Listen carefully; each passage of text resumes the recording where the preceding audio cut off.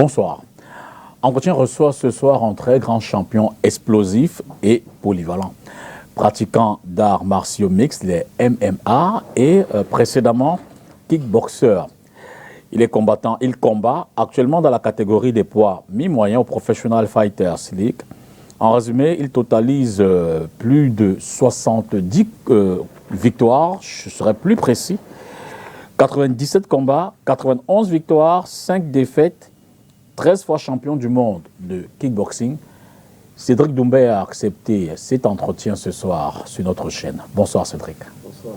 Merci d'être là. Merci. De passage au Cameroun. Ça fait toujours du bien de retrouver la famille. Toujours. C'est quoi, c'est une sous-inspiration? C'est se ressourcer, se prendre de nouvelles forces? Qu'est-ce que ça représente pour vous de revenir dans votre pays? C'est une grosse source d'inspiration parce que je suis très attaché à mes racines camerounaises. J'ai grandi à Douala, à Deido précisément. Okay. Et le fait de voir ma famille, de revoir même mes anciens camarades du quartier, d'école, c'est une grosse source d'inspiration. Et c'est aussi une manière d'être satisfait. Parce que quand on voit d'où on vient, on arrive à savoir où est sa place et surtout à être reconnaissant de tout ce qu'on a aujourd'hui. Parfois, on sait que l'être humain n'est pas assez reconnaissant, mais le fait de voir d'où on vient, ça nous permet de dire quand même, d'être reconnaissant. Je veux dire, ça a un sens, ou alors ça a un impact dans vos combats, quand vous êtes peut-être en difficulté, vous vous dites, je pense à mes frères camerounais, je pense à la famille, et pour eux, il faut que je fasse un chaos. Non, c'est pas tellement quand je suis en difficulté, c'est plus quand je suis dans les vestiaires et que je dois me concentrer. Okay. C'est un moment où il y a le stress qui prend le dessus, et il y a aussi la crainte. La crainte, donc non pas la crainte de l'adversaire, mais plutôt la crainte de l'échec. Okay. Et à ce moment précis, comme je l'explique souvent, notamment dans le livre aussi, c'est à ce moment que tout le combat se joue pour un combattant. Et souvent à ce moment-là, je me dis cette phrase, je me dis que mes gars, tu es un Camerounais. Pas toi, tu es un Deido. Tu es un Camerounais, on ne peut rien te faire. Et ça me motive de voir que mes racines camerounaises sont là, sont présentes, et de voir aussi tous mes compatriotes camerounais, comme Francis, Ganou, même les footballeurs, qui excellent, Samuel, exactement, qui excellent dans le monde. Je me dis non, le Cameroun, c'est le continent. Personne ne peut rien me faire. Et du coup, ça me motive. Ça, c'est sûr. Alors, peut-être commencer en parlant un peu de votre enfance, mais avant de présenter ce bouquin, votre dernier livre, qui date du 30 octobre de cette année, une inspiration, c'est Cédric Doumbé, point à la ligne. KO, premier round, une autobiographie aux éditions Marabout. Je veux dire, c'est quoi? Vous vouliez raconter votre histoire, la partager avec le monde entier, dire d'où vous venez, d'où vous allez, comment ça s'est passé? Alors, souvent on me dit, mais un livre, c'est souvent en fin de carrière qu'on sort son autobiographie. Exact. Bon, comme je suis Cédric Doumbé, je n'aime pas faire comme tout le monde. J'ai décidé de sortir mon livre un peu avant. Et c'est un livre qui va un peu raconter mon parcours, certes, comme la plupart des autobiographies racontent le parcours. Mais vraiment, dans ce livre, il y a des choses que les gens ne savent pas. Des choses qui n'ont pas été dites dans des interviews, qui n'ont pas été dites même dans des vidéos que j'ai pu publier sur les réseaux. Et je voulais que le public, notamment ceux qui s'intéressent vraiment à moi, parce que ce sont ceux qui vont se déplacer pour se procurer le livre, voient et sachent vraiment qui est Cédric Doumbé, d'où il vient, par quoi il est passé, la transition qu'il a eue du passage de Cédric Doumbé chrétien à Cédric Doumbé musulman. Absolument. Et pourquoi, comment ça s'est passé.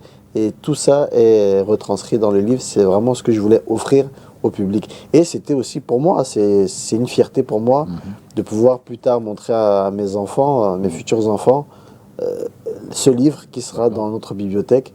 Et c'est une trace un peu indélébile que je laisse sur cette terre. D'accord. Mais sans prétention, on va essayer de faire cet exercice-là. Donc, une autobiographie de Cédric au cours de cette émission. Cela dit, quand vous êtes sur un round, je veux dire, en plein combat, il y a cette atmosphère immédiate, cet environnement, ce contexte, le public qui vous regarde, et puis derrière, il y a les téléspectateurs, et puis loin derrière, il y a le continent. Qu'est-ce qui vous inspire le plus? C'est ceux qui vous encouragent au plus près? Ce qui va vraiment m'inspirer le plus et le plus fortement, indéniablement, ça va être mes racines. Parce que, certes, je suis attaché à la France déjà. La France qui m'a aidé, qui m'aide toujours et la France qui m'a, on va dire, qui m'a entraîné, qui a fait aussi le combattant que je suis aujourd'hui. Même si ma mère reste le Cameroun, c'est le Cameroun qui va vraiment m'inspirer le plus fortement. Parce que quand on est poussé dans ces derniers retranchements, que ce soit émotionnel ou même physique, on va revenir à la base de base. À la base, vraiment. Et la base, pour moi, c'est le Cameroun, c'est d'où je viens. Et c'est ça qui va me motiver, c'est ça qui va permettre de me réanimer quand parfois je suis amené peut-être à vouloir baisser les bras. Je pense à d'où je viens, je pense à ma famille, à mes parents, et je me dis que je ne peux pas lâcher. Alors, il faut le dire, hein, le Cédric Doumbé qui est souvent en plein combat n'est pas forcément celui timide, tranquille, souriant. C'est quoi, il y a une double personnalité? Il y a une légère schizophrénie. D'accord. Mais elle est volontaire, elle est choisie. Okay. Il y a le Cédric Doumbé showman et il y a le Cédric Doumbé qui est naturel, introverti un peu, timide, un faux timide comme dirait ma mère. Timide dans un premier temps, puis après, quand il apprend à connaître, il se lâche un peu. Mais sinon, c'est assez réservé. Ouais. Alors que Cédric Doumbé à l'écran, c'est lui qui vient avec un matelas. Lequel fait le plus peur? C'est celui qui vient avec le matelas. Ça, c'est sûr. Je rappelle que vous êtes aussi un influenceur. Plus d'1 million de vues, quand même, de followers quand même sur les réseaux sociaux. Je veux dire, c'est une autre inspiration, cela. Ça montre que le travail que je fournis plaît au public du continent, au public français, européen. Et ça, c'est une motivation aussi. Parce que c'est pas vraiment volontaire. C'est-à-dire, le fait d'être Cédric Doumbé, je fais pas ça pour qu'on me suive ou pour gagner de l'argent ou quoi que ce soit. C'est vraiment très naturel. Et le fait que le public, les gens adhèrent à ça, c'est aussi c'est apprécié. Alors, on va reprendre un peu le cours de l'histoire. Vous partez en France à 9 ans. Mais avant ça, vous êtes au Cameroun. Comment ça se passe? Vous êtes né ici. Vous avez des repères, vous avez des endroits qui vous marquent toujours aujourd'hui? Alors, c'est assez particulier parce que quand je retourne dans les endroits où j'ai passé mon enfance, je vois ça avec un autre œil, un œil différent. J'ai quitté ces endroits avec l'œil d'un enfant de 9 ans. Aujourd'hui, j'arrive avec l'œil d'un père de famille de 32 ans. Et tout m'a l'air tellement petit. Physiquement, je vois les rues vraiment petites. Il y a des magasins, des boutiques qui n'ont pas bougé, des gens. Mais qui ont changé d'aspect. Exactement, des gens qui n'ont pas bougé, mais tout a tellement changé d'affaire. Et ça fait vraiment chaud au cœur. Parce qu'il faut savoir que moi, quand je suis arrivé en France, j'ai beaucoup déménagé, j'ai beaucoup voyagé. Exact. Et à aucun moment, je me suis senti vraiment chez moi. C'est-à-dire que partout où je suis allé en France, je rencontrais des amis, des gens qui étaient nés à ces endroits-là. Par exemple, je suis arrivé à Paris, j'avais des amis parisiens qui étaient nés à Paris et qui avaient toujours vécu dans cet appartement, dans ce quartier, dans cette ville. J'ai déménagé, je suis allé à Avignon, à Angoulême, à Bordeaux, et j'ai rencontré des amis qui étaient chez eux. Et moi, j'avais toujours cette tristesse au cœur de ne pas avoir un endroit où je suis né, où j'ai grandi, où je peux dire à des gens que voilà, ça c'est la maison où j'ai grandi, où je suis né, etc. Parce que j'avais laissé ça au Cameroun. Et quand je reviens ici et que je repasse à Deido, dans ma maison, et je vois les murs où j'ai fait les premières bêtises, où j'ai marché, j'ai fait mes premiers pas, ça me fait chaud au cœur. Parce que enfin, je me dis, ça c'est chez moi. C'est cet endroit que j'ai laissé, et je suis tellement touché de pouvoir prendre ça en vidéo et partager ça avec ceux qui me suivent sur les réseaux. Et s'agissant de la gastro, vous avez les mêmes repères de saveurs? Le dolé, les crevettes? La gastronomie, ça ne bouge pas. Moi, je suis d'abord un grand mangeur. Ne me dites pas, comme tout bon sportif. Voilà. Comme dit Samuel, je veux d'abord rappeler que ça n'a pas été un grand joueur. Ouais. Moi, je rappelle que je suis un grand mangeur. Avant toute chose. Voilà. J'aime beaucoup la nourriture. Et comme je dis souvent, j'ai des débats très agressifs avec mes amis à Paris. Je dis la meilleure nourriture, c'est au Cameroun. Je veux rien savoir. Un peu de chauvinisme. Ah ouais, toujours. Ouais. C'est vrai, je le pense en plus. Vraiment, la meilleure nourriture, c'est au Cameroun. D'accord. Alors dites-moi, champion du monde, à quoi ressemble une journée d'un champion du monde? Du réveil au coucher, comment il s'occupe, qu'est-ce qu'il fait, à quoi pense-t-il? Je veux rentrer un peu dans ta tête. Une journée type d'un champion du Ouais, monde. par exemple. Disons une journée simple, sans combat, et puis une journée avec compétition, ou c'est pas Une trop. journée simple. Alors là, c'est pas une journée vraiment d'un champion du monde comme tel. On va dire c'est la journée de Cédric Doumbé. D'accord. Une journée type, j'ai mes obligations religieuses. Hein. Absolument. 5 fois par jour, j'ai rendez-vous avec notre Créateur. Absolument. Je fais les 5 prières quotidiennes qui rythment en fait ma vie, qui rythment exactement mes rendez-vous, etc. Mais sinon, c'est passer du temps avec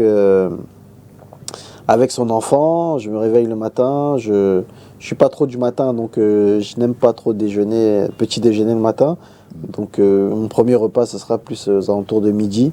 Okay. Je me lève, donc je mange. Parfois je check les réseaux sociaux aussi, parce que ça fait partie de ma vie, malgré tout. Et je passe du temps avec la famille, avec ma mère, je prends des nouvelles.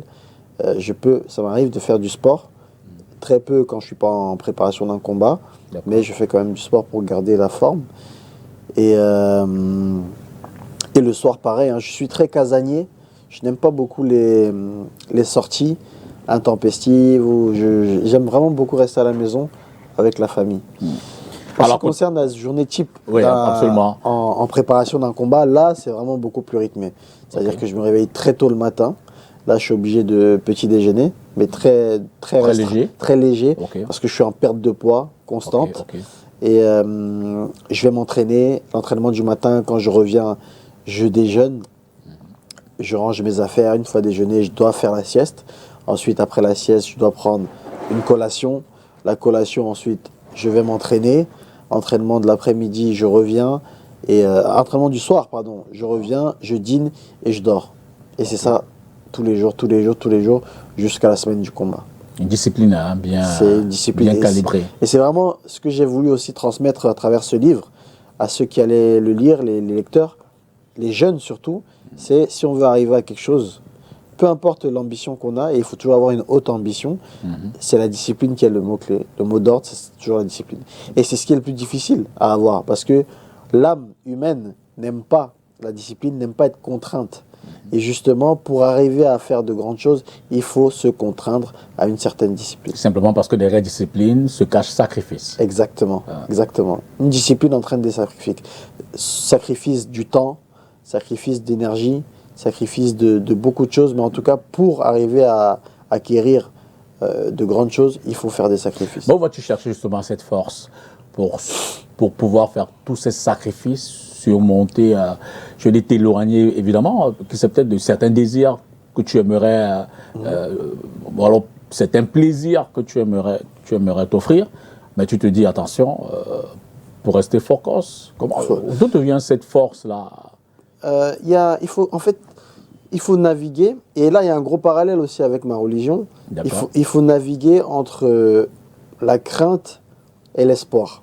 Alors, si je reste dans le domaine sportif même, je navigue entre la crainte de l'échec et l'espoir de la récompense.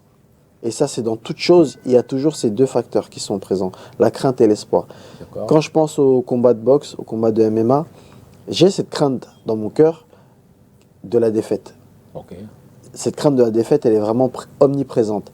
Mais il ne faut pas qu'elle prenne l'ascendant sur l'espoir de la récompense, de la victoire. Quand on repense à ces bons moments, la victoire, la saveur de la victoire malgré les blessures. Quand on a gagné un combat et qu'on est blessé, c'est pas la même chose que quand on a perdu et qu'on est blessé. Absolument. La blessure n'a vraiment pas la même saveur. La victoire console tout. Exactement. Et justement, il faut naviguer entre la crainte de l'échec et l'espoir de la récompense. Et ce qui fait qu'on garde cette discipline, c'est toujours penser à ces deux choses, ces deux dénouements possibles. C'est ça qui fait qu'on s'entraîne dur, c'est ça qui fait qu'on lâche pas l'entraînement, qu'on se réveille tous les matins et qu'on continue sans s'arrêter, parce qu'on sait que au bout, déjà toute chose a une fin, rien n'est éphémère, enfin tout est éphémère, pardon, rien n'est pérenne, toute chose a une fin. C'est-à-dire même quand je m'entraîne, mon coach me répète toujours, là c'est dur, mais toute chose a une fin. Même si ça dure 1 heure, 2 heures, ça va s'arrêter à un moment. Donc endure maintenant et savoure plus tard. D'accord. Alors on a également pu observer qu'autour de toi, tu as la famille qui t'entoure grandement, tu as un ou deux proches de la famille. Ça s'organise comment autour de Cédric? En ce moment oui, de façon générale. C'est très difficile parce que je passe, je ne vais pas dire très peu, mais je ne passe pas le temps que j'aimerais avec la famille. parce que je suis très pris par mes obligations, mes occupations, et c'est difficile, parce que je suis quelqu'un quand même de très proche de la famille, et j'aime l'esprit de famille, j'aime les moments, pour moi les meilleurs moments sont les moments en famille, et j'aimerais passer beaucoup plus de temps, mais c'est compliqué avec les obligations d'un homme de 30 ans. On est très pris par le sport, notamment, surtout un sportif de haut niveau, un personnage public. J'ai beaucoup d'occupations, beaucoup de sollicitations médiatiques. Derrière aussi, je dois gagner ma vie, donc j'ai beaucoup de sollicitations aussi en termes de partenariats qui font que je ne suis pas beaucoup à la maison, je voyage beaucoup dans divers pays, tels que Dubaï, tels que les États-Unis, etc. Pour combattre également. J'ai combattu dans les 4 coins du monde. J'ai combattu en Australie, j'ai combattu en Chine, aux États-Unis, au Madison Square Garden. Et ça me prend vraiment beaucoup de temps. Mais le bon côté, c'est qu'une fois que j'ai ces moments justement en famille, eh bien, ils ont une saveur particulière. Bien sûr. Beaucoup plus, on les savoure beaucoup plus. Et profondément. Profondément. Alors, cela dit, ça paraît un peu comme une curiosité. C'est vrai qu'il est au Cameroun, ses premières écoles, c'est le Cameroun, ses premiers pas, ses premiers jeux, sa première bouffe, c'est le Cameroun. Le Cameroun, c'est un pays de foot, a priori. Donc, on devrait se dire, tout Camerounais je veux dire, la passion, c'est le foot, et la pratique devrait être le foot. Mais ça aurait pu aussi être le basket, un autre sport collectif. Mais pas Cédric qui fait du kickboxing, il est dans le MMA. Je veux dire, ça vient d'où? Bon, déjà, je salue tous mes compatriotes, footballeurs, basketteurs, Joël Embiid, que je salue, Aurélien Tchouameni, que je salue aussi. Et j'ai commencé par le foot, on va pas se mentir, j'ai joué au foot, comme tout Camerounais qui se respecte, j'étais dans le foot, mais le foot n'a pas voulu de moi. Tu joues à quel poste? Non, je suis attaquant. Tu marquais des buts? Non, je marquais pas. C'est peut-être pour ça que tu as pu voilà.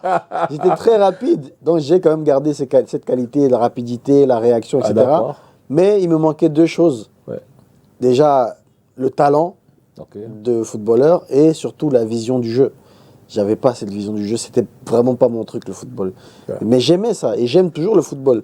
Mais avec des crampons, Cédric Doumbé n'est plus Cédric Doumbé. Il faut me mettre dans une salle ou peut-être à la santé, mais sans crampons, je peux jouer. Mais le football, non, le foot m'a pas choisi. Tu jouais pas pieds nus? Non, je jouais avec des baskets. Voilà. Mais en crampons, je suis pas performant. Sur un grand terrain à 12-13, c'est pas possible. C'est pas mon sport. Là, tu expliques pourquoi tu poursuis pas dans le foot. Pourquoi j'ai pas poursuivi dans le foot? Oui, pourquoi tu n'as pas poursuivi dans le foot? Mais tu dis pas comment ça se fait, donc le choix. Comment ça s'est passé? Ça s'est passé vraiment par hasard. Par hasard, c'est un cousin une fois qui m'a dit tiens, viens, j'ai essayé une fois dans une salle de boxe à côté de la maison. J'ai essayé, je suis allé m'entraîner, c'était bien. J'ai fait un petit combat à la fin. Et puis il m'a dit, on s'est bagarré, j'ai donné, il m'a donné, j'ai donné, il m'a donné. Et puis ça m'a amusé. Je me suis dit, tiens, je vais venir essayer. Parce que j'aime bien la bagarre. Donc je vais venir essayer. Et quand j'ai poussé la porte de cette salle, au début, je me suis rendu compte. Alors pour moi, c'était de la boxe. C'était à Paris déjà? C'était à Angoulême. Angoulême, ok. Angoulême, à côté de Bordeaux. Pour moi, c'était de la boxe traditionnelle, comme Mike Tyson, Mohamed Ali. Et puis j'ai découvert qu'il fallait mettre des coups de pied, que c'était comme du kickboxing, full contact. Donc j'ai vraiment découvert ça par hasard. Ça me plaisait. J'ai vu que j'apprenais aussi très très vite et finalement j'ai continué. Tu t'épanouissais. Ouais, exactement. Et surtout que j'assimilais vraiment rapidement les techniques parce que le coach me complimentait. Il me disait que j'arrivais à faire en très peu de temps ce que d'autres mettaient du temps, voire même des mois à assimiler. Moi, en un cours, en 1h30, j'arrivais à assimiler. Donc, c'est ça qui m'a motivé et qui m'a encouragé à continuer. Alors, tu sais, Cédric, je te l'apprends certainement pas.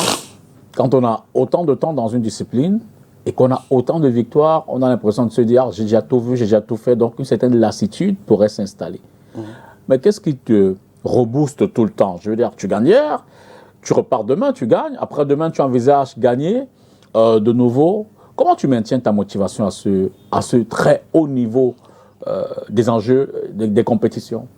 Comme je l'ai dit, déjà à la base, il faut avoir une haute ambition. Il ne s'agit pas de viser la lune, il faut viser les étoiles. Et avec un peu de chance, on va arriver à la lune. Mais si on vise la lune, minimum minimum, on va même pas dépasser la couche d'ozone et avec très peu de chance, on va atteindre la Lune. Donc il faut toujours viser le maximum et se donner les moyens d'atteindre ce maximum et avec du travail et un bon coup de pouce divin, on va réussir à atteindre la Lune ou les étoiles ou ce qu'on veut. Là, le fait que je trouve encore cette motivation, que cette motivation soit renouvelée à chaque fois, c'est ma haute ambition. C'est le fait qu'à chaque fois, je renouvelle mon ambition. Okay. C'est-à-dire qu'au début, j'ai commencé par le full contact. Mon ambition, c'était de devenir champion du monde de full contact. J'ai atteint cette ambition-là. Puis je me suis dit, non, j'entends beaucoup parler du kickboxing. Moi aussi, je suis capable d'y arriver. Je vais devenir champion du monde de kickboxing. Et puis j'y vais. On me parle de ces combattants, Nicky Holsken qui est invaincu, imbattable, qui est très fort, un Hollandais. Je dis non, moi je peux le battre. Donc j'y vais avec la peur au ventre, mais avec le courage quand même, téméraire, j'y vais. Et j'arrive à le battre et je deviens champion du monde en 2016. Et puis, récemment, j'entends parler du MMA avec Conor McGregor, avec l'UFC, etc. Et puis je dis, mais ce qu'il fait, moi je sais le faire. Et je sais le faire mieux que lui. Et je peux devenir champion du monde de MMA. Et puis je fais ma transition, je change d'ambition, et je dis je serai champion de MMA. Et puis me voici aujourd'hui, je suis en train de mettre des KO. Tu le dis aussi facilement, je fais ma transition. Moi je me vois rêver, c'est comme si je peux dire je fais ma transition. Non, il faut se donner les moyens, bien sûr. Et puis, c'est pas comme si j'avais dit, tiens, je vais faire ma transition, je vais devenir champion de NBA. C'est-à-dire, je reste quand même réaliste et je connais mes capacités. Je parle de ce que je connais. Je peux pas demain dire, je vais être champion de basket. Donc, en fait, il y a une forte capacité de connaissance de soi. Exactement. Il faut se connaître et se fixer des ambitions réalisables. Vraiment réalisables. Si tu veux viser la Lune ou les étoiles, c'est réalisable. Et il faut vraiment être convaincu que c'est réalisable. Et comme j'ai dit, avec un peu de chance, tu vas réussir à atteindre un niveau élevé. Peut-être pas la Lune, peut-être pas les étoiles, mais tu auras un niveau élevé. Mais si tu as une petite ambition, tu ne pourras jamais la dépasser. Parce que si ton ambition déjà elle est basse, tu vas jamais aller plus haut. Donc, c'est ça dont la jeunesse a besoin aujourd'hui. C'est ça dont le Cameroun a besoin. Et le Cameroun l'a déjà. On connaît notre équipe nationale du Cameroun qui était la terreur et qui est toujours la terreur sur les terrains aujourd'hui, parce que le Cameroun, c'est le lion, c'est le lion indomptable. On porte bien cette phrase-là, qui fait que à des moments où on ne nous attend pas, on arrive à créer la surprise. Exact. Comme il n'y a aucune équipe qui arrive à battre le Brésil en Coupe du Monde. Et c'est ça le Cameroun. Et c'est ça qui coule dans mes veines. Et c'est ça que, c'est ça que je veux représenter et c'est ça que je vis, je respire au quotidien. Et je suis fier d'être Camerounais, vraiment. 91 victoires, c'est à se demander, comme si tout va sur des roulettes, c'est à se demander s'il n'y a pas de moments difficiles, si souvent Cédric ne passe pas des périodes de passage à vide. Alors, quand il y a des périodes difficiles, la motivation personnelle, culturelle, ça se passe comment? Je veux dire, tu puisses dans quoi? Qu'est-ce qui te rebooste pour repartir d'attaque? Alors, quand il y a des périodes difficiles, même dans les périodes faciles aussi, hein, c'est ma religion qui va m'aider. Okay. Parce que ma religion, c'est le mode d'emploi, en fait, de la vie. C'est-à-dire, quand on a, par exemple, un meuble qu'on n'arrive pas à monter, ou bien un appareil qui ne fonctionne pas très bien, une climatisation, ou bien, je sais pas moi, une radio, un poste télé, eh bien, quand on n'arrive pas, on est bloqué à un endroit, on ne comprend pas le mécanisme, on retourne toujours au mode d'emploi. Okay. On retourne toujours au mode d'emploi. Et si ce n'est pas le mode d'emploi, on retourne au fabricant. Et au final, c'est la même chose. Parce que le fabricant, il a le mode d'emploi dans sa tête parce que c'est lui qui l'a fabriqué. Absolument. Donc, l'islam, c'est le mode d'emploi de la vie. Donc, ce qui fait que quand je vais mal ou quand je vais bien aussi, je retourne à ce mode d'emploi-là pour savoir comment réagir. Et c'est avoir le bon comportement lorsqu'on désire une chose. Okay. Et lorsqu'on a cette chose-là, donc cet objet de désir, on en tire un plaisir. Je désire la victoire quand je m'entraîne dur, je désire la victoire fortement, donc je mets tout en œuvre pour acquérir cette victoire-là. Une fois que j'ai cette victoire-là, il en résulte un plaisir. Et il y a aussi un comportement à adopter lorsqu'on a ce plaisir-là. Et du coup, c'est l'islam qui me permet on va dire, c'est ma voile qui permet de me diriger dans ces moments-là, quand je désire quelque chose, que ce soit la victoire, que ce soit n'importe quoi, tout ce qu'on désire dans la vie, un travail, certains désirent un travail, certains désirent une femme, certains désirent des enfants, certains désirent des biens matériels, certains désirent la santé, Et une fois qu'ils ont ces choses-là, souvent l'être humain oublie. Quand on a quelque chose qu'on désirait, souvent on oublie et on jouit de cette chose-là sans remercier même la personne qui nous a fait du bien. Parfois on oublie vite. Eh bien, la clé, c'est d'être reconnaissant. D'être reconnaissant, d'être patient quand on n'a pas la chose. Une fois qu'on a la chose, d'être reconnaissant. Donc c'est vraiment toujours naviguer, c'est être dans un juste milieu. Avoir des équilibres. Toujours en équilibre. Alors, après avoir aligné plusieurs victoires, ça coule, et puis un jour, pan, il y a une défaite. Comment tu digères ça? Je veux dire... Une épine. Voilà, une épine, voilà. Ça se passe comment?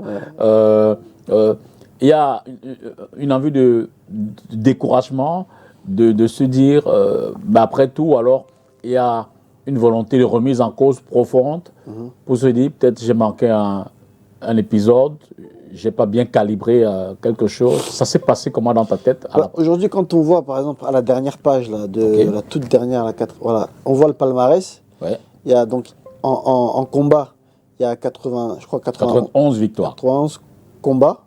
Ensuite, 97 combats. 97 combats. 91 victoires. 7 défaites. 5 défaites. Une épine. Voilà. 13 fois champion du monde de kickboxing. Alors, quand on voit ce palmarès, on se dit quand même, le bonhomme, il n'a même plus besoin de s'entraîner. Ouais, voilà, c'est ça. On se dit peut-être il perd pas beaucoup. Non, il y a eu des défaites, mais il y a aussi ça qui me motive. Et là, on pourrait croire que bon, je fanfaronne encore, mais c'est que dans ces 5 défaites, on voit que si on va chercher, on voit que ce ne sont pas des vraies défaites. C'est pas un combattant qui a été meilleur que moi. Soit ça a été une décision litigieuse, soit ça a été une décision litigieuse à chaque fois. Et à cette épine, qui a été vraiment un coup dur dans ma carrière, notamment parce que ça arrive au moment où je suis au paroxysme de ma notoriété. Et là, on se dit, waouh, comment il va réussir à encaisser ça? C'était très difficile parce que malgré ce qu'on peut voir de moi, c'est-à-dire le personnage assez arrogant, limite égocentrique, sûr de lui, on se dit, mais de toute façon, il s'en fiche. Alors que non, quand on me connaît vraiment, ceux qui vont aller acheter mon livre parce qu'ils m'aiment et ils me suivent, savent que c'est un personnage, entre guillemets, c'est une facette qui est là pour faire le show, et on aime cette facette-là, mais le Cédric Doumbé vraiment au cœur, il n'est pas comme ça, il n'est pas arrogant, il n'est pas égocentrique, c'est quelqu'un de très normal, de très humble, et j'ai été touché dans mon humilité justement, parce que je suis quelqu'un qui met un point d'honneur à faire justice, à me faire justice à moi-même et à faire justice aux autres. Et je déteste l'injustice. Et cette épine, je l'ai vraiment vécue comme une injustice. Et c'est pas simplement je l'ai vécue, c'était une grosse injustice.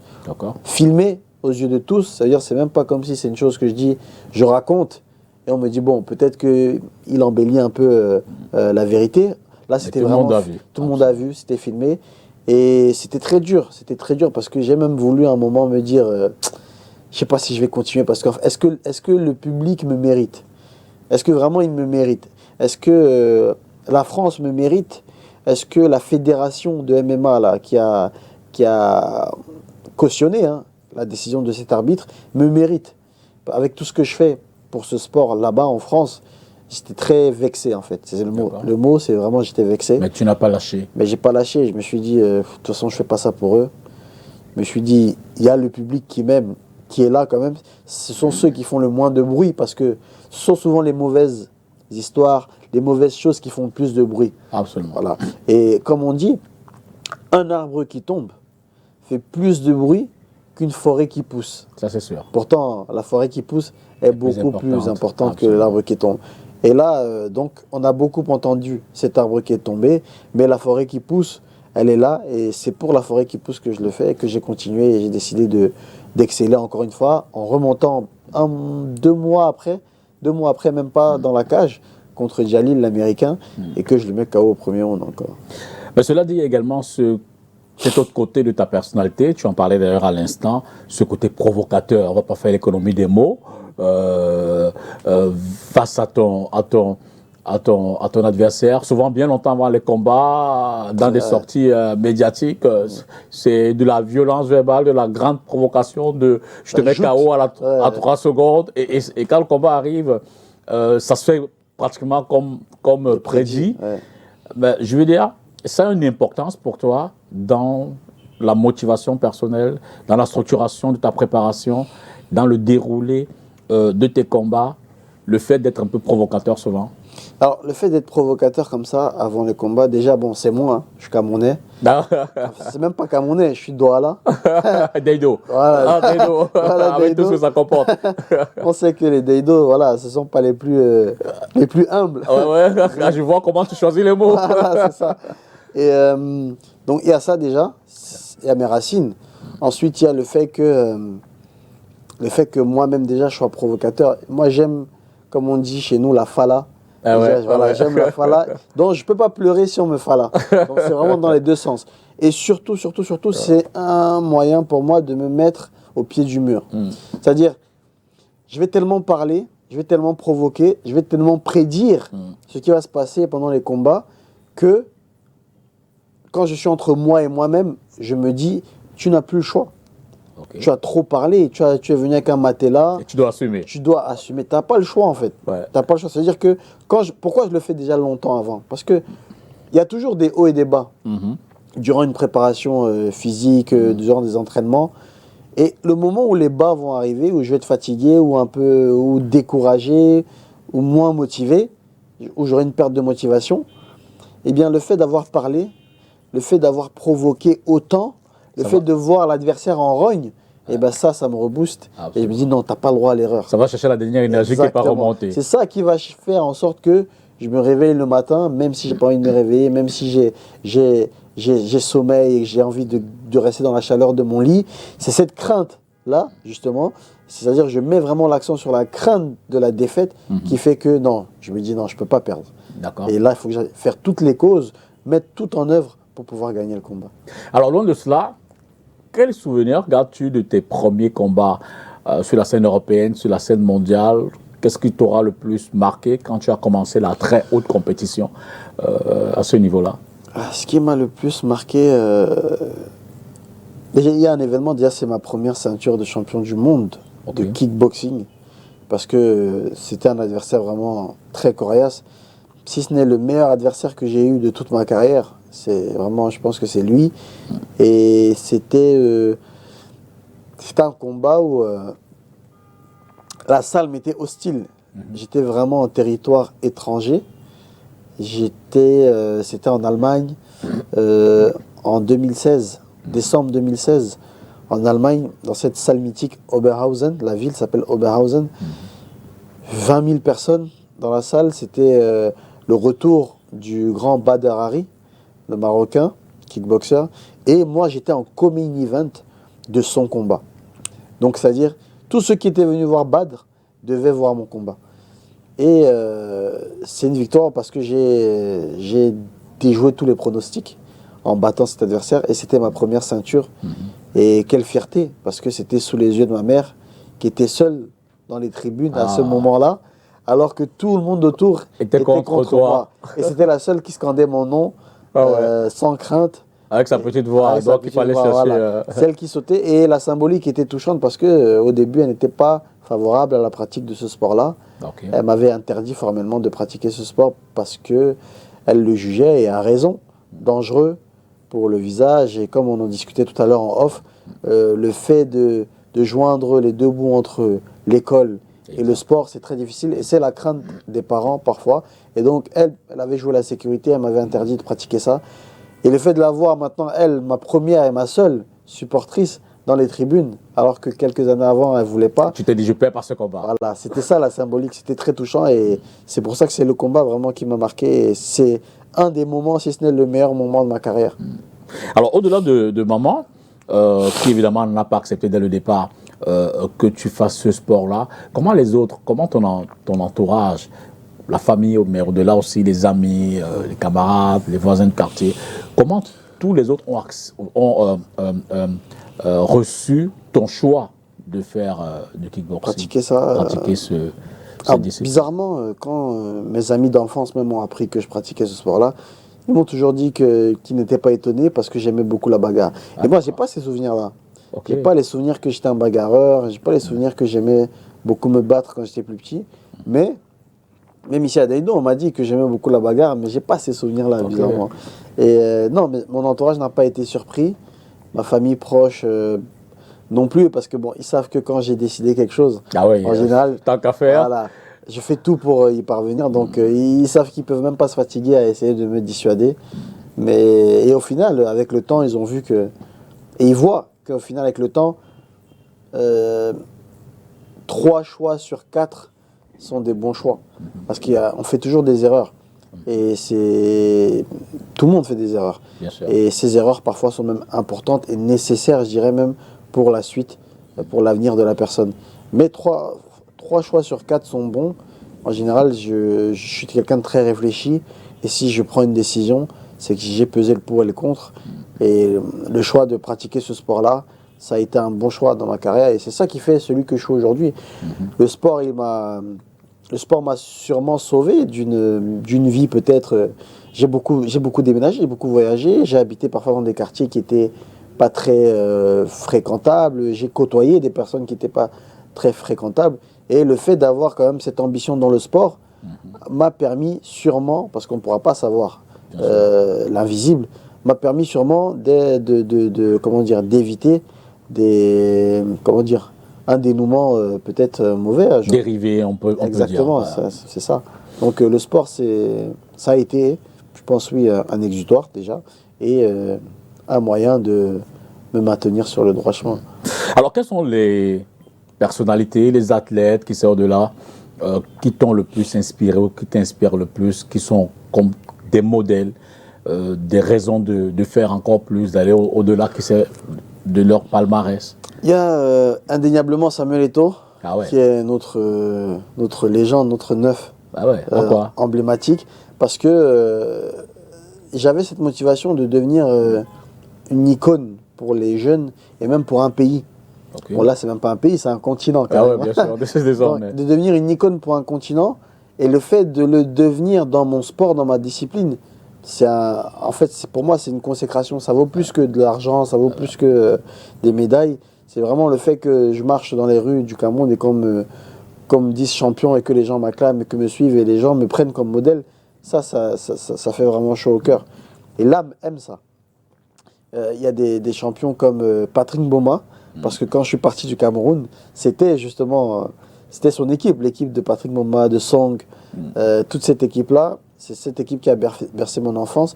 Et pourquoi je prends Patrick? Parce que je me souviendrai toujours, je sais pas, j'avais peut-être 7-8 ans, de ce match amical contre la France. 2003, oui. Coupe des Confédérations. Coupe des Confédérations.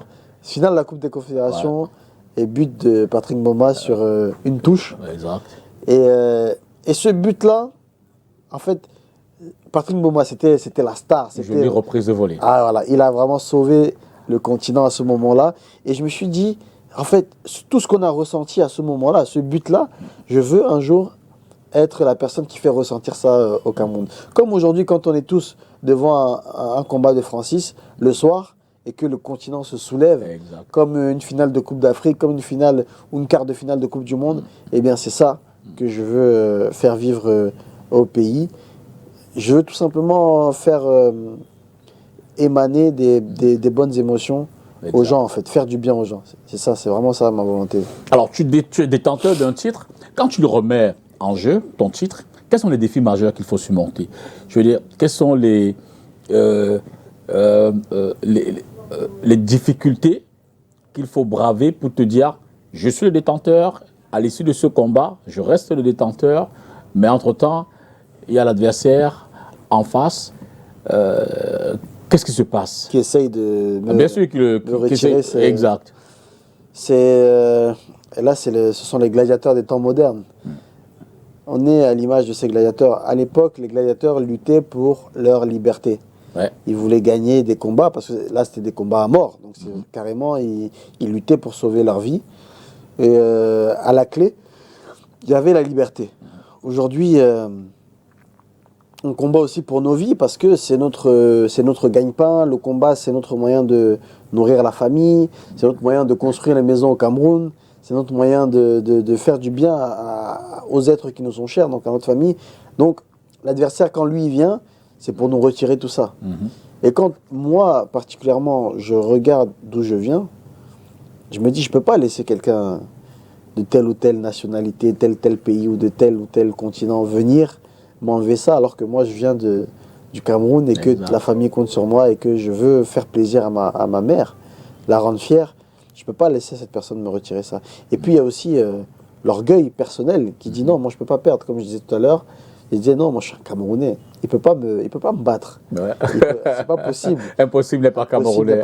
Et du coup, il y a cette motivation, cette hargne qui vient dans le cœur, qui est là pour me pousser et pour faire en sorte que l'adversaire voit que non, c'est impossible. C'est-à-dire, il peut essayer avec les autres, mais là, c'est mort.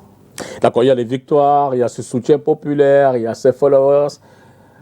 Mais Cédric, il fait tout pour garder les pieds sur terre. C'est notre match. Hein. Toujours. Il faut rester focus, garder un équilibre. Et pour ça, il ne faut pas oublier d'où on vient. Ouais. C'est très important d'oublier de se rappeler d'où on vient et de l'avoir toujours en tête, parce que ça permet de garder les pieds sur terre et de savoir qui on est. Alors, ton avenir immédiat? Mon avenir à court terme, c'est défendre ma place de visage du MMA français, le capitaine, l'emblème du MMA français.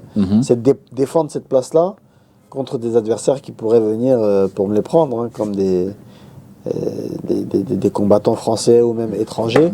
Rester en tant que aussi porte-drapeau du PFL, tu vois, juste en dessous de Francis, qui est le grand frère, qui est le porte-drapeau du PFL aussi. C'est créer, développer, pourquoi pas le PFL Afrique, le MMA en Afrique, pour pouvoir sortir d'autres légendes, comme Francis, mais cette fois-ci qui n'aurait pas besoin de traverser toute l'Afrique par le Maroc, etc., pour arriver en Europe. C'est ça l'ambition aussi, c'est l'ambition à court terme, c'est déjà de revenir à l'entraînement, reprendre la forme que j'avais avant, parce que là j'ai pris du poids, j'ai été hors des salles d'entraînement pendant un moment, et maintenant il s'agit de retourner à l'entraînement après mon dernier voyage qui est là au Cameroun, pour me ressourcer, reprendre un peu du poil de la bête, et retourner à l'entraînement pour essayer de réussir au mieux la prochaine échéance qui sera premier trimestre 2025 contre un adversaire dont on ne connaît pas le nom encore, et par la suite pourquoi pas cette revanche contre Baki, le combat tant attendu en France et dans le monde. Tu l'espères, hein? J'espère cette revanche sur cette épine. Moi j'aime pas dire la revanche sur lui, parce que lui il m'a pas battu. C'est plutôt l'épine qui m'a battu. Même l'arbitre qui m'a battu. Mais qu'est-ce qui s'est passé véritablement? Ce qui s'est passé, c'est que il y a beaucoup de personnes qui sont montées dans la cage avec leurs chaussures. Ça, c'est problématique. Et d'ailleurs, même suite à ce combat, j'ai vu aujourd'hui que maintenant, au PFL, ça a créé de l'emploi, parce qu'il y a maintenant une personne qui est chargée de nettoyer d'aspirer à chaque fois que quelqu'un monte dans la cage avec ses chaussures. Un peu comme en NBA et les parquets. Exactement. Il y a quelqu'un qui est chargé maintenant de nettoyer la surface de jeu, de combat. Ce qui s'est passé, c'est que non, les gens ont marché dans la cage. La cage n'a pas été nettoyée. Il y avait un bout de verre ou un bout de bois dans la cage sur lequel j'ai marché. J'ai interpellé l'arbitre pour lui dire que j'avais quelque chose, parce que je ne savais pas. C'était la sensation. La sensation que j'avais, c'était un bout de verre dans le pied. Souvent à la maison, ça peut arriver durant les tâches domestiques, une assiette ou un bout de verre, un verre se casse. Parfois, il reste des morceaux malgré le ménage qu'on fait. Et quand un morceau là nous entre dans la peau, c'est très douloureux. C'est très très douloureux. Alors, bien sûr, je peux continuer de combattre avec ça. Hein, c'est pas, je suis pas amputé d'un bras ou j'ai pas une blessure ouverte. Je peux continuer. Mais si je peux l'enlever, le mieux c'est quand même de le retirer, cette chose, ce caillou dans la chaussure, pour pouvoir continuer sa route. Donc j'interpelle l'arbitre pour pouvoir enlever la chose que j'ai dans le pied. Et l'arbitre qui ne comprend pas, qui me dit de continuer, que je ne peux pas stopper le combat. Je m'exécute, je continue. Puis l'adversaire voit, lui, par contre, que j'ai une gêne au pied. Et galantement, il ne m'attaque pas pour essayer de tirer profit de ce désavantage. Il interpelle l'arbitre en disant, mais on peut faire ça. Voilà, laisse-le retirer ce qu'il a dans le pied. Et puis l'arbitre s'énerve et il cesse le combat. Et là, j'ai pas compris, personne n'a compris. J'ai interpellé l'arbitre en lui disant, mais je comprends pas. Tu m'as dit de continuer quand je t'ai interpellé, ce que j'ai fait. Mais la deuxième fois, moi, je t'ai rien dit. Pourquoi tu arrêtes le combat? Et puis, il n'avait pas de réponse à ça. Ça a été dur? C'était dur parce que d'autant plus le combat était à ma portée. Et j'étais en train de remporter le combat. Le premier round qui est donné à mon adversaire, le deuxième round qui m'est donné, et là il restait le dernier round qui allait départager et savoir qui était là-dessus. Et moi, je visais le KO dans ce round-là. Comme je l'avais déjà dit avant le combat, dans ma chambre d'hôtel, ma stratégie c'était de mettre KO au troisième round. Donc c'était le round du KO. Exact. C'était ça que j'étais en train d'aller chercher patiemment. Et puis l'arbitre, il est venu mettre un terme, saboter le combat. C'était dur. Après réflexion, en tant que musulman, je sais que rien n'arrive sans raison. Toute chose est écrite. Et puis, si c'est arrivé, c'est qu'il y avait une raison. Il y a eu donc une grosse déception après. Grosse déception, mais après, on est remonté en selle. Quand on chute, surtout quand c'est pas vraiment une chute, c'est pas très difficile de revenir. Donc, je suis revenu après, j'ai repris un combat quelques semaines plus tard, et puis j'ai gagné le combat, et puis on continue. On va pas se laisser abattre. Des décisions litigieuses, il y en a eu. On le voit dans le foot aussi, hein, des décisions arbitrales qui sont litigieuses. Mais ça fait partie du sport. Qu'est-ce qu'on va faire? Alors, dans les techniques de préparation notamment, fais-tu plus, je veux dire, y a-t-il une grande différence entre la préparation d'un combat kickboxing ou MMA, où tu essaies d'avoir le même style, la même approche, la même démarche, mais en respectant les règles de chaque discipline? Non, c'est difficile. Au préambule, je me disais que le MMA, c'était simplement du kickboxing avec un peu de lutte. Mais c'est totalement différent. Le MMA, c'est vraiment une discipline à part entière. Et quand j'ai fait ma première préparation pour un combat de MMA, c'est là que j'ai compris que ça allait être très très difficile. Parce que c'est vraiment un sport à part entière. C'est une discipline à part entière. C'est vraiment un monde totalement différent. Ce que je faisais en kickboxing, je fais 3 fois ça en MMA. Si ce n'est 5 fois. Je fais vraiment 5 fois ce que je faisais en kickboxing. Parce que maintenant, c'est pas que du kickboxing. C'est du kickboxing, c'est de la boxe thaïlandaise, c'est de la lutte, c'est du judo, c'est de la condition physique, de l'athlétisme. Il y a vraiment tout, c'est de l'haltérophilie. Tout est sollicité. Le MMA, ça sollicite vraiment tout. Que ce soit le cardio, que ce soit la force, que ce soit l'agilité, que ce soit la stratégie, ça sollicite toutes tes capacités cognitives, physiques. Donc c'est pour ça que c'est très difficile. Donc ça m'a demandé une transition, mais comme je suis quelqu'un, par la grâce de Dieu, qui apprend vite, très très vite, qui assimile vite, surtout quand il aime ce qu'il fait, eh bien j'ai pas eu de mal à m'adapter au MMA. Et maintenant j'ai plusieurs phases d'entraînement. J'ai des entraînements de lutte, j'ai des entraînements de kickboxing, j'ai des entraînements de boxe anglaise, j'ai des entraînements de conditions physiques spécifiques. Et c'est tout ça qui fait. La seule différence avec les autres, c'est que moi j'ai pas vraiment besoin de préparation mentale. Parce que j'ai ma propre préparation mentale. Tout à fait naturel. Et parce que je suis un Camerounais, nous on n'a pas besoin de préparation mentale, on est déjà conditionné. Le Hemley. Voilà, c'est ça. Exactement. Le Hemley, nous on a ça. Et du coup, c'est ça qui me différencie des autres. Alors, l'autre chose, c'est de savoir, c'est une particularité chez toi aussi, assez souvent, ces combats rapides. Je dis que Cédric, c'est 30 secondes, 45 secondes, ça va assez vite, souvent, c'est le premier round. Ça se fait dans la préparation ou c'est à un moment donné, tu sens une faille dans le combat et tu te dis c'est le moment d'attaquer et puis KO. Ça se passe comment? Ça se fait dans la préparation. Moi, je ne savais pas que Jordan allait tomber KO en 9 secondes. Par exemple. Voilà. Je savais qu'il allait tomber quand il allait prendre le premier coup. Parce que ça, j'étais sûr. Je connaissais mes capacités, je connais ma force. Et quand je voyais le type, j'ai dit que non, lui, il ne peut pas. Il ne peut pas tenir. Il ne pouvait pas tenir. Je voyais comment l'énergie qu'il dégageait. Je savais qu'il ne pouvait pas tenir. Et puis, ce sont les sbires, enfin, comment dire, ce sont les petits que Fernand Lopez m'envoie à chaque fois pour me faire tomber. Mais je savais que lui, il avait mal choisi, que Jordan, ce n'était pas la bonne personne. Et comme je l'ai dit avant, j'ai dit, Jordan, tu es au mauvais endroit, au mauvais moment. Tu vois ce qui va t'arriver, toi tu n'as rien voulu, mais c'est celui qui t'envoie, c'est lui qui te met dans les problèmes. Non, tout se fait dans la préparation. Okay. Vraiment, dans la préparation, on se met dans des conditions épouvantables, on se pousse dans notre dernier retranchement pour que le combat soit facile, le plus facile possible. Donc souvent, nous, ce qu'on dit, les combattants, c'est entraînement difficile, combat facile. Et c'est comme ça. À l'entraînement, il faut se donner à fond, mais plus à 300%, et le combat, il sera peut-être à 70% facile.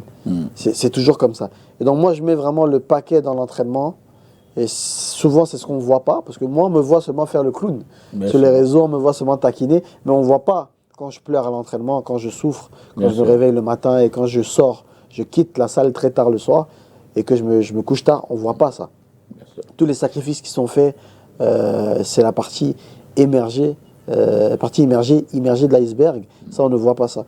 Et on le voit seulement quand je mets le KO en 9 secondes. On se dit, mais attends, il s'est entraîné 2 mois, 3 mois pour 9 secondes, mais en fait, c'est trop facile. Non, c'est justement, ce sont toutes ces années d'entraînement, d'expérience qui font que j'arrive à mettre un KO en 9 secondes. Et puis tu racontes pas les gens qui te disent, mais écoute Cédric, on a attendu le combat pendant tout ce temps et tu viens de faire ça en 9 secondes. On est un peu déçus, même si tu as gagné, mais 9 secondes, tu aurais pu faire 15 secondes par exemple. Non, eux, je leur dis tout simplement que j'avais rendez-vous après le combat, tu avais autre chose à faire. Voilà. Non, je leur dis que je ne pouvais pas tarder, j'avais rendez-vous après. Mais quand ils réfléchissent un peu, ils comprennent. C'est beaucoup de sacrifices. Quand on voit des footballeurs qui arrivent et qui, au bout de 15 minutes, même pas 10 minutes, mettent un but, c'est pas comme ça. Ce sont des Cristiano Ronaldo qui s'entraînent. Il est d'une autorité publique que Cristiano Ronaldo, c'est un bosseur. Et quand on voit tout ce qu'il a accompli sur le terrain, on se dit, voilà, ça vient pas de nulle part. Le talent, c'est bien, c'est une chose, ça aide, mais ça fait pas tout. Mais il y a autre chose, la pression, les attentes du public, tu en tiens compte souvent? Oui, parce que c'est ça qui va me galvaniser. Okay. C'est la pression derrière, donc c'est la crainte de la défaite. Les attentes du public, pareil, c'est la crainte de décevoir.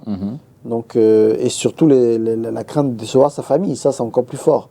La famille, les siens, la crainte de décevoir tous ceux qui me supportent au Cameroun, quand je sais qu'ils sont là derrière les écrans, le soir à attendre patiemment que je combatte. Mais d'un autre côté, ça encourage aussi. Ça encourage pendant l'entraînement à pas lâcher. Et surtout quelques minutes avant d'entrer dans la cage, quand on y repense, moi je me répète toujours cette phrase, je me dis, écoute, tu t'entraînes des mois, des semaines, tout ça pourquoi? C'est pour ça. C'est exactement pour ça. Donc c'est pas maintenant que tu vas faire marche arrière. Tu t'entraînes pour ça. Tout ce que tu souhaites, c'est là, être à ce moment précis. Donc c'est parti. C'est maintenant qu'il faut montrer. Et ça me motive. Ben, on en a parlé tout à l'heure. Il y a également cet autre choix d'aller sur les réseaux sociaux. Ça s'est fait comment dès le départ?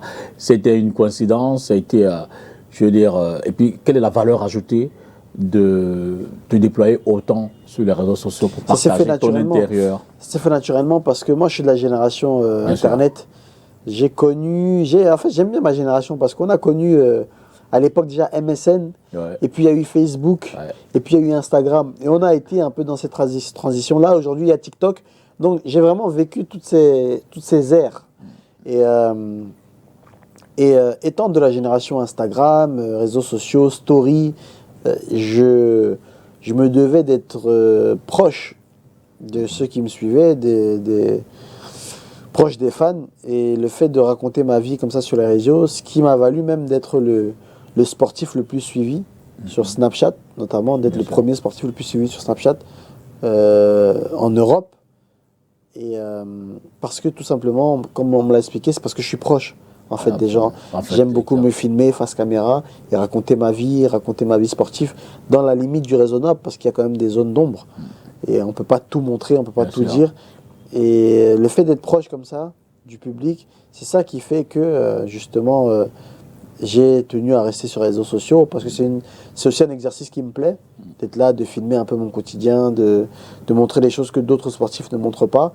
Moi, c'est naturel et je le fais vraiment sans forcer. On a parlé du court terme tout à l'heure, maintenant le long terme dans les MMA, qui sait peut-être quels sont les objectifs et de façon générale dans les sports de combat en général.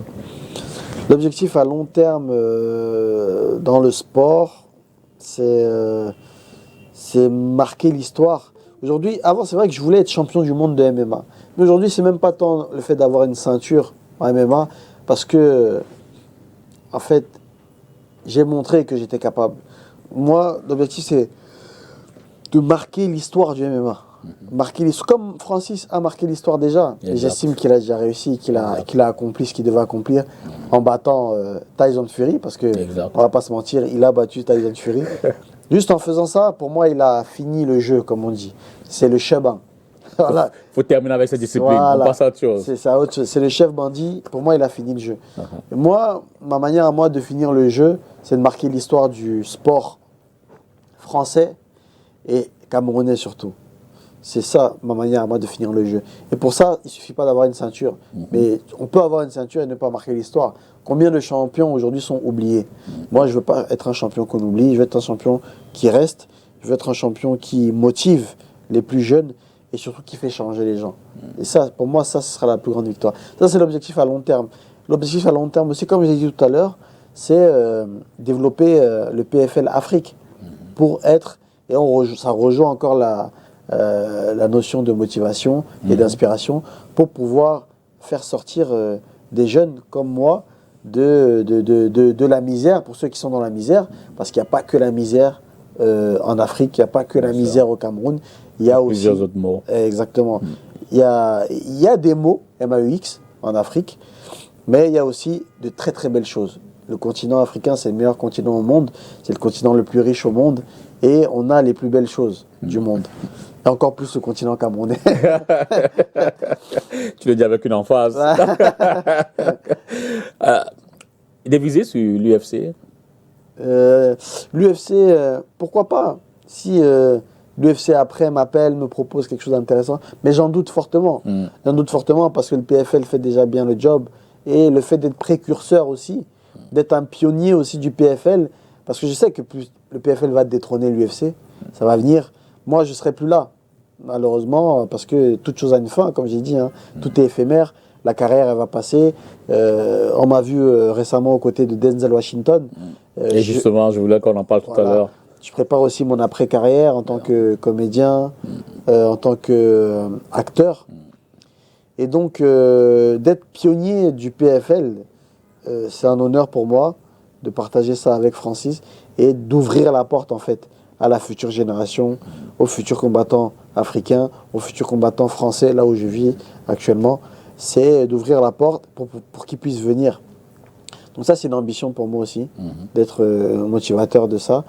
Et je prépare mon après-carrière en tant qu'acteur. C'est ça aussi qui me prend le plus de temps. Récemment, on a pu me voir dans le tournage de LOL, qui ressort, une émission où le but du jeu, c'est justement de ne pas rire.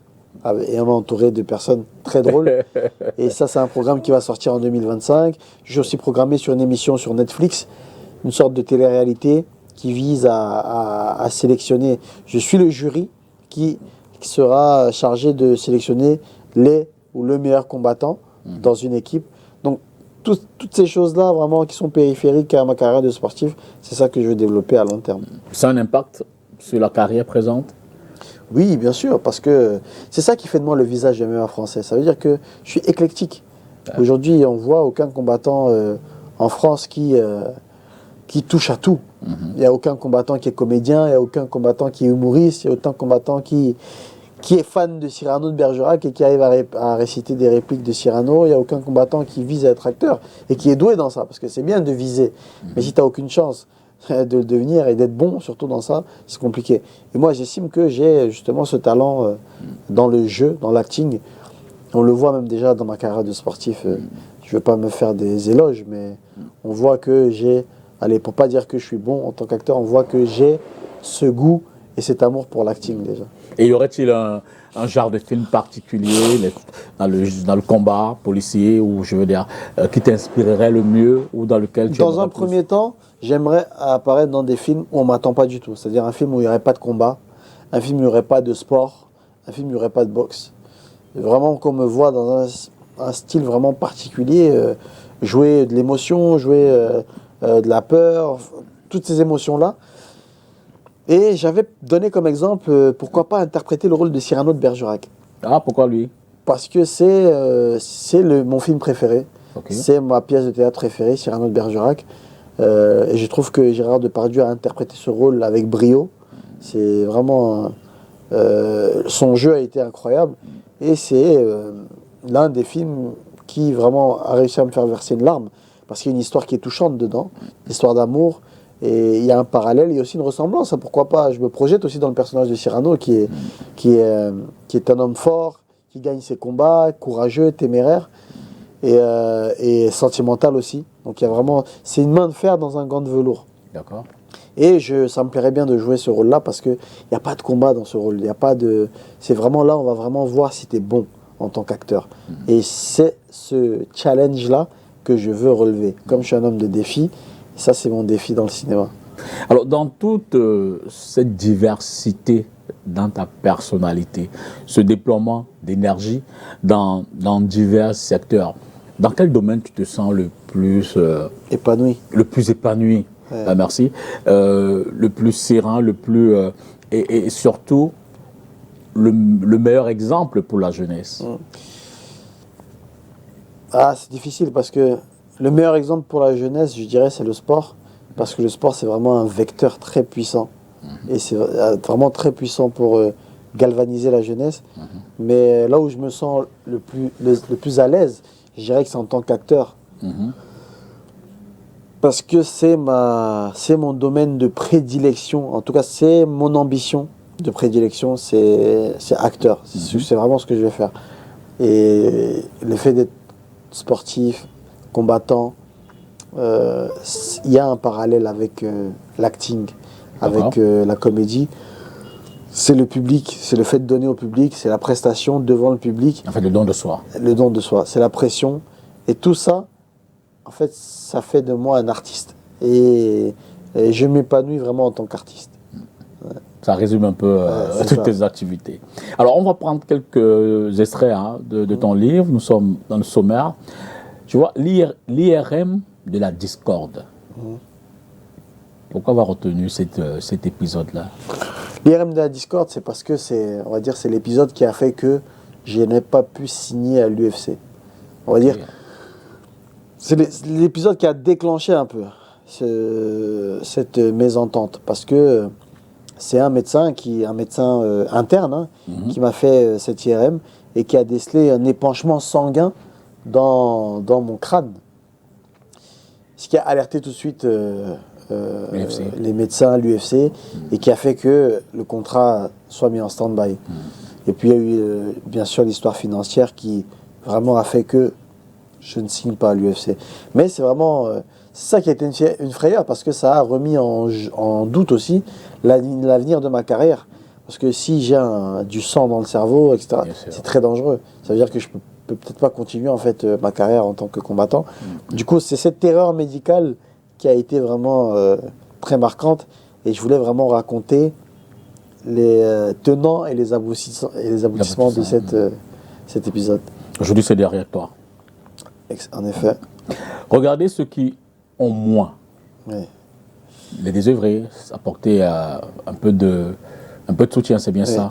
C'est ça, en fait, comme je disais tout à l'heure, ça revient à ce que je disais quand je disais que le fait de voir d'où je viens, ça me permet d'être reconnaissant de là où je suis. Le fait de voir d'où je viens, de regarder d'où je viens, me permet d'être reconnaissant de ma place. Souvent, on veut toujours plus. Souvent, on veut toujours plus.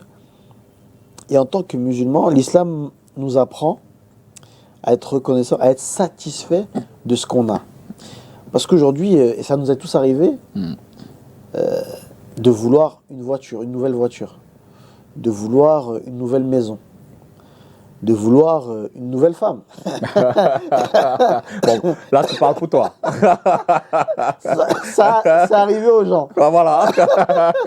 Je m'en éloigne. Je nous mets dans le panel, je fais un panel.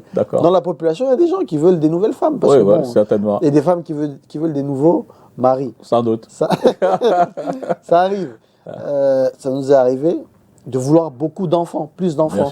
On a un enfant, on dit ah j'en veux deux. On a deux enfants, on dit j'aurais quand même aimé en avoir trois, etc. Et le fait de toujours regarder ceux qui ont plus que nous, on ne sera jamais satisfait. Si aujourd'hui moi je regarde le salaire de Cristiano Ronaldo, je vais mourir. Bien sûr. Je vais pas être satisfait. Je vais dire non. Et je vais être là dans une course à obtenir ce que je ne peux pas avoir. Si je suis là à regarder la femme des autres, je vais toujours trouver ma femme pas à la hauteur. Absolument. Et je vais être là à chercher les femmes, à vouloir la femme que je n'aurai pas, en fait, finalement. Absolument. Parce que la femme de l'autre sera toujours plus belle que notre femme. En fait, si on cherche, hein, parce que, et celui qui est satisfait, sa femme sera toujours la plus belle. Et on veut toujours une nouvelle maison. Quand on voit la maison de telle personne, on dit « Ah, mais en fait, c'est ça qu'il me faut. » Exactement. Ouais. Mais quand on regarde ceux qui n'ont pas d'enfants, les couples qui n'arrivent pas à concevoir, là, on se dit « Ah, en fait, je suis très, très chanceux d'avoir un enfant. » Quand on regarde cette femme qui est veuve ou cet homme qui est veuf, on se dit « Mais en fait, je suis très privilégié d'avoir mon épouse. » Quand on voit ceux qui ont moins, ceux qui sont handicapés physiquement, mentalement, ceux qui vivent dans des conditions vraiment précaires, on se dit en fait finalement ma maison que je veux changer, mais elle est très très bien en fait. J'ai un toit, j'ai de l'eau courante, j'ai de l'électricité, alors que telle personne n'a pas de maison, n'a rien. Donc en fait, c'est toujours regarder ceux qui ont moins qui va nous permettre d'être satisfaits de ce qu'on a. Et c'est ça que l'islam nous apprend. Et par contre, dans des histoires, dans les affaires de religion, en ce qui concerne la religion, la croyance, la piété, là, il faut toujours regarder celui qui est mieux que nous. Exact. Et ça va nous motiver à atteindre son niveau et moi, je dirais plus à le dépasser. D'accord. Par exemple, quand on est à l'école, toujours regarder celui qui est meilleur que nous. L'élève qui est meilleur que qui a les meilleures notes que nous.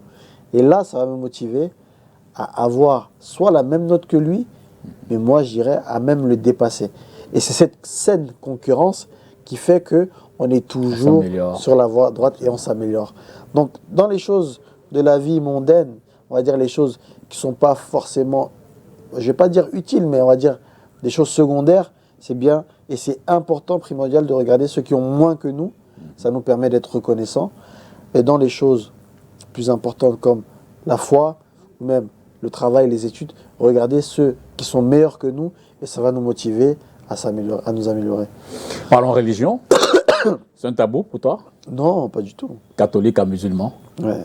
Protestant à musulman. Protestant, pardon, à musulman. Je veux dire, c'est quoi le déclic? Ouais, le déclic, ça a été beaucoup de choses. Le déclic, c'est une période de ma vie où je voulais devenir quelqu'un de meilleur. C'est une période où je voulais me marier aussi. Et je me suis dit, je veux une fille bien. Je veux une femme bien. Et puis, je me suis posé la question. Et une fois, il y a un ami qui m'a dit, mais toi, tu veux une femme bien. Est-ce que tu es un homme bien? Ouais. Et ça, c'est fondamental. Ça nous fait sourire, mais c'est primordial. Aujourd'hui, beaucoup de femmes veulent un homme comme ci, comme ça. Beaucoup d'hommes veulent une femme comme ci, comme ça. Mais toi, d'abord, est-ce que tu mérites cette personne-là? Et moi, je me suis posé cette question. Je me suis dit, est-ce que je mérite une femme bien? Et puis, je me suis dit, mais c'est vrai en plus. Parce que si tu dois demander à quelqu'un, cette femme bien, vers qui est-ce que tu vas te tourner? C'est vers Dieu. Il n'y a que lui qui peut te donner quelqu'un de bien. Il n'y a que lui qui peut te donner ce que tu demandes finalement. Du coup, je me suis dit, mais si je veux de lui qui me donne ce que je désire, ben, je dois lui donner ce que lui désire. Donc, être un homme bien. Donc, comment être un homme bien? C'est tout simplement, je me suis dit, c'est être un bon chrétien. Et puis, moi, j'ai reçu l'héritage du christianisme par ma famille. En majorité, le Cameroun, c'est un pays chrétien, c'est un continent chrétien. Surtout Douala, il y a beaucoup de chrétiens à Douala, beaucoup d'églises. Du coup, j'ai été bercé dans ça. Hein. Et je suis content parce que ça m'a permis d'être celui que je suis aujourd'hui. Ma grand-mère, pareil, elle a été bercée dans le christianisme, elle est protestante. Et puis, je me suis mis à lire la Bible plus que je ne le faisais. Je me suis mis à lire tous les jours. Beaucoup plus de pages, tous les jours. Et je me suis mis à chercher comment être un bon chrétien. Et puis, en lisant, je me suis rendu compte que, comme dans tout texte de loi, il y a des choses qui sont permises, il y a des choses qui sont recommandées, il y a des choses qui sont obligatoires et il y a des choses qui sont interdites. Comme dans tout texte de loi, que ce soit la Déclaration universelle des droits de l'homme, que ce soit la Constitution camerounaise, que ce soit à n'importe quel endroit, même quand on entre dans les bâtiments, dans les locaux par exemple de cette télé, il y a des choses qui sont permises, il y a des choses qui sont interdites.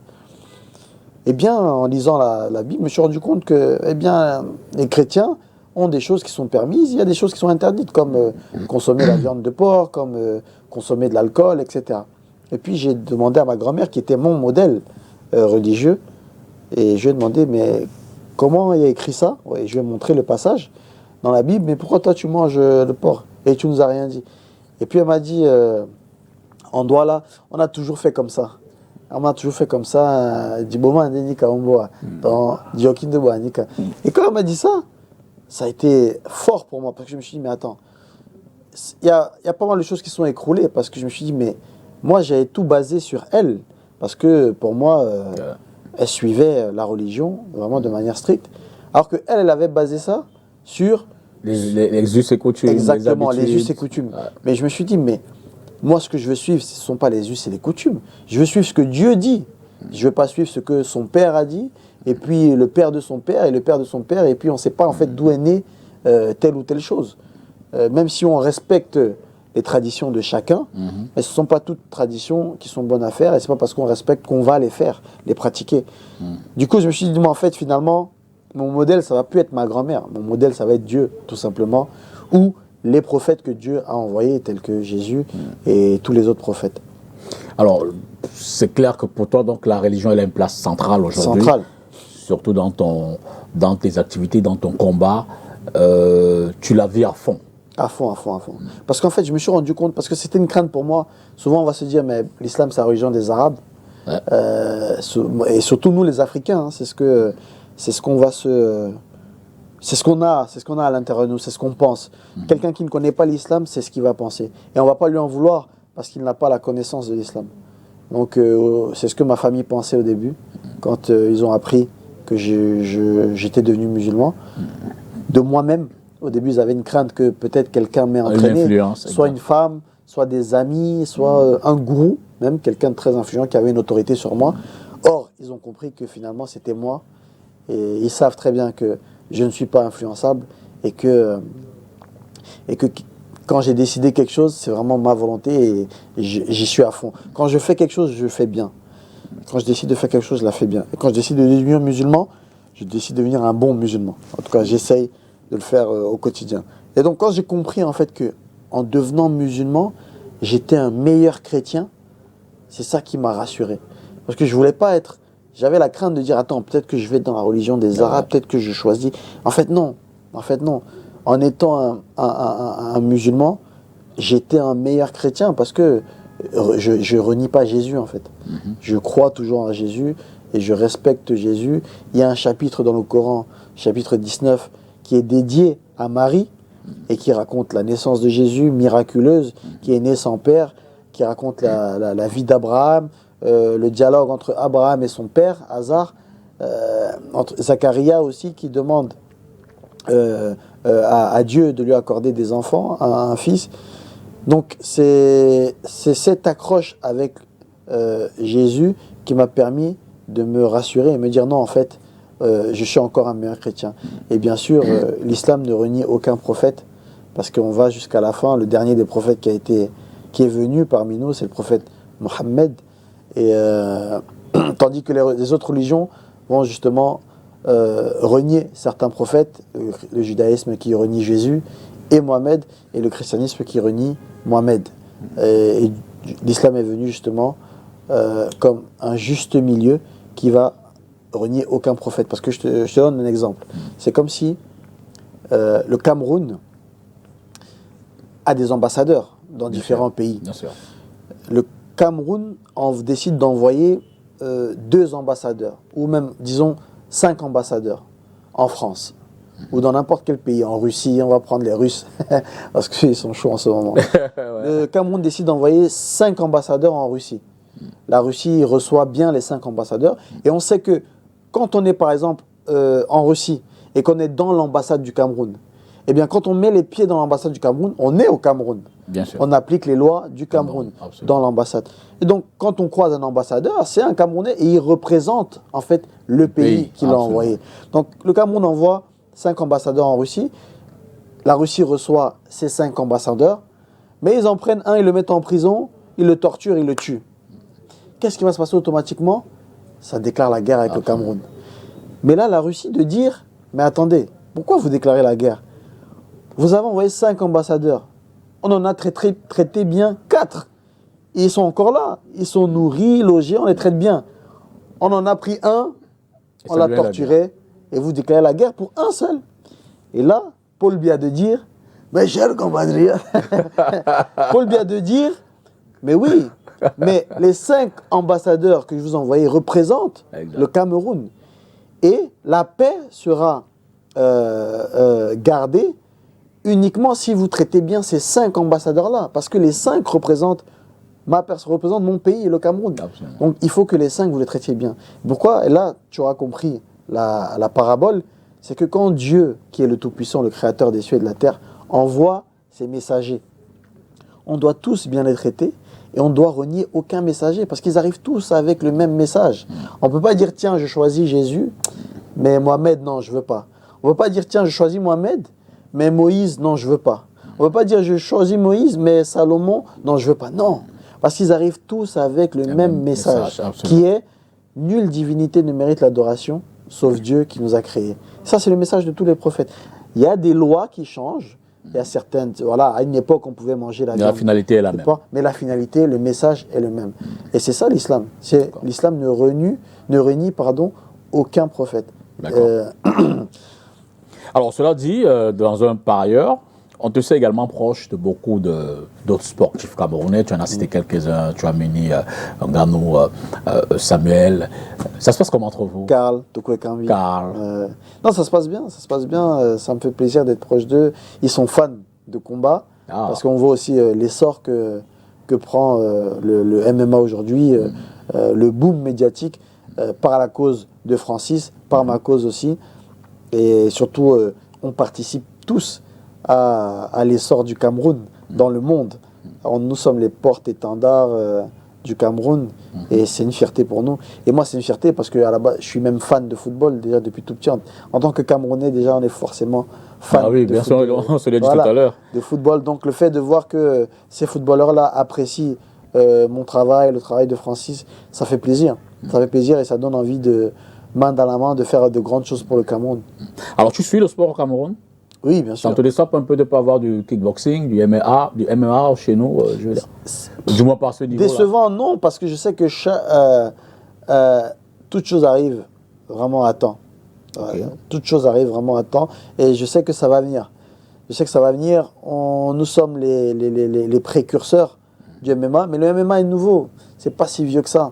Le MMA est vraiment nouveau. Le football, c'est vieux comme le monde. Mais le MMA est encore nouveau, encore jeune et ça va venir. Et là, aujourd'hui même, il y a la fondation Francis Ngannou qui a été créée il y a quelques années. Et petit à petit, l'oiseau fait son nid. Donc j'ai confiance, ça va venir. Et je ne suis pas du tout déçu, pas du tout triste de voir qu'il n'y a pas encore de kickboxing de MMA. Il y a déjà des sports de combat pied-point ici, au Cameroun. Mais ça va venir petit à petit. Ces sports-là vont faire leur notoriété. Des projets au Cameroun? Des projets au Cameroun, bien sûr. Des projets notamment dans le sport, de développer le sport au Cameroun, avec, on l'espère, l'aide des institutions, l'aide des politiques et des lois. Développer le sport au Cameroun, aider la jeunesse camerounaise, parce que la jeunesse, c'est l'avenir de... L'avenir, c'est l'avenir. Les jeunes d'aujourd'hui sont les adultes de demain. Donc, essayer de, comme j'ai dit, laisser une trace indélébile, apporter notre pierre à l'édifice. Parce que, n'est-ce pas que les montagnes sont faites de petits cailloux? Donc, on va mettre nos petits cailloux en espérant que demain, la montagne soit vraiment très haute et solide.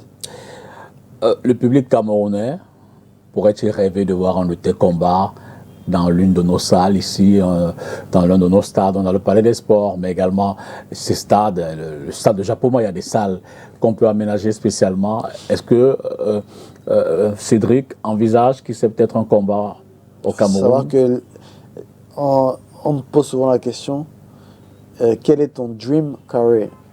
Le rêve, vraiment ton rêve ultime en tant que dans ton métier. Mon rêve, ce serait de combattre au Cameroun dans un stade et de faire un combat à l'image de Mohamed Ali contre Foreman Foreman. Au Zaïre. Exactement. Donc ça, c'est un de mes rêves. Et je pense même que c'est le rêve de tous les combattants africains de faire un combat comme ça dans un stade bondé et terrasser mon adversaire devant le public camerounais. On peut y croire? Ça, on peut y croire. Rien n'est impossible. Avec le PFL, tout est possible. Donc, on peut y croire. Alors, on s'achemine presque vers la fin de l'émission, une dizaine de minutes. Si tu as un conseil à donner aux jeunes Camerounais, au regard de ta carrière, de ta riche carrière, mais au-delà du sportif que tu es, on a largement parlé de ta diversité, de ton impact auprès du public. Qu'est-ce que tu leur diras à ces jeunes Camerounais? Alors, ce que je peux dire aux Camerounais, c'est d'observer un peu le parcours de Francis, qui est très inspirant. Exact. Je dirais même plus que le mien, parce que vraiment, il a traversé de nombreuses tribulations. Et d'avoir accompli ce qu'il a accompli aujourd'hui, c'est vraiment honorable. Mon parcours aussi, ma détermination. Déjà, je dirais à ces jeunes-là qui partent avec un gros avantage sur tout le monde, c'est qu'ils sont Camerounais. Bien sûr. Ça, c'est un avantage dans la vie. Ensuite, comme j'ai dit tout à l'heure, c'est la discipline. La discipline et la haute ambition. Tout d'abord, se fixer une ambition haute, ne jamais être pessimiste, ne jamais douter de ses capacités. On peut tous arriver à de grandes choses. C'est ce que je dirais à un jeune Camerounais. Je dirais, tu peux arriver à faire de grandes choses. Il faut simplement que tu te mettes la barre vraiment, vraiment très haute. Il faut que tu aies une ambition très, très grande. Ne te limite pas. Vise loin. Et une fois que tu as visé loin, donne-toi les moyens d'y arriver et garde-toi cette discipline. La vie, elle est dure. Tout est difficile. Tout demande des sacrifices. C'est difficile, c'est comme ça. Si tu veux une grande récompense, il faut faire des sacrifices. On veut tous aller au paradis. Ça, c'est clair. Et pour aller au paradis, Il faut mourir. C'est très très cher. Il faut passer par la mort. Il y a déjà ce sacrifice-là qui est inévitable. Mais il y a les autres sacrifices aussi de la vie. Il y a des règles. Comme j'ai dit tout à l'heure, dans la vie, il y a des règles. Il y a des choses qu'on peut faire et des choses qu'on ne peut pas faire. Et ce sont ces sacrifices-là qui font que derrière, tu auras une grande récompense. Donc si tu veux une récompense à la hauteur, il faut que tu fasses des sacrifices à la hauteur. C'est ça le conseil que je donnerai aux jeunes. Cédric Doumbé, merci. Merci beaucoup pour l'invitation. D'avoir passé ces quelques minutes avec nos téléspectateurs qui apprécieront certainement. On vous souhaite bon séjour et bon retour. Bon séjour au Cameroun. Merci beaucoup. Et bon retour dans vos combats. Merci. Encore plus de victoires. Merci beaucoup. Merci à vous à la maison d'avoir regardé Entretien ce soir. Vous l'avez remarqué, on était avec Cédric Doumbé, multi-champion du monde, multidiscipline dans les arts martiaux. Bonsoir et à jeudi prochain pour une autre édition de Entretien avec.